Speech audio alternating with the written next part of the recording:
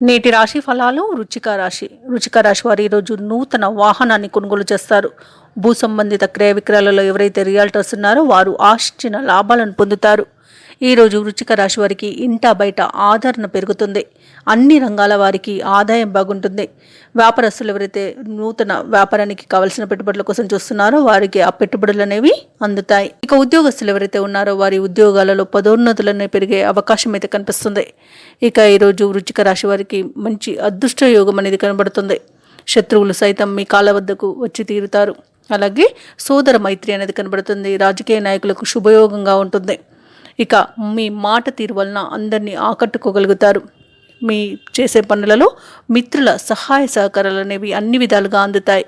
ఇక వ్యాపారస్తులు ఎవరైతే ఉన్నారో వారు వ్యాపారాలలో నూతన ప్రణాళికలను అమలు చేసి విజయాన్ని సాధిస్తారు. ఇక ఈరోజు విద్యార్థులు పోటీ పరీక్షల్లో విజయాన్ని సాధిస్తారు. ఇంకా విదేశాలలో విద్యా వృత్తి వ్యాపార పరంగా ఎవరైతే నివసిస్తున్నారో వారికి కూడా మంచి యోగదాయకమైన కాలంగా చెప్పవచ్చు. ఇక ఈరోజు వ్యవసాయదారులకు పంట లాభ సూచనలు కనబడుతున్నవి. ఇక ఈరోజు వృచ్చిక రాశి వారు దూర ప్రాంతాల నుండి అందిన సమాచారం మీలో కొత్త ఆలోచనలను కలిగిస్తుంది. ఇక అందరిలోనూ గుర్తింపు పొందుతారు. నూతన కార్యక్రమాలను చేపడతారు.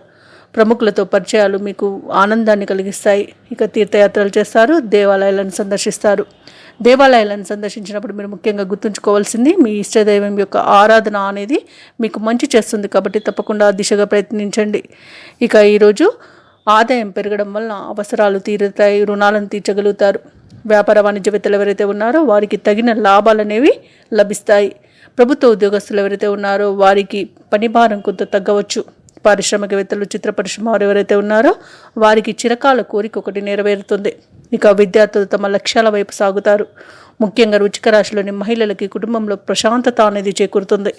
ఇక ఈరోజు వృచ్చిక రాశి వారికి అదృష్ట రంగులు గులాబీ మరియు గోధుమ. ప్రతికూలమైన రంగు ఆకుపచ్చ. అదృష్ట సంఖ్య 8. ఈరోజు వృచ్చిక రాశి వారు ఆదిత్య హృదయాన్ని పఠించడం వలన మంచి శుభ ఫలితాలను పొందుతారు. అలాగే పనులలో వచ్చే ఆటంకాలని తొలగించుకోగలుగుతారు. ఈ వీడియో నచ్చినట్లయితే లైక్ చేయండి, షేర్ చేయండి, అలాగే సబ్స్క్రైబ్ చేయడం అస్సలు మర్చిపోవద్దు. అంతా శుభమే జరుగుతుంది.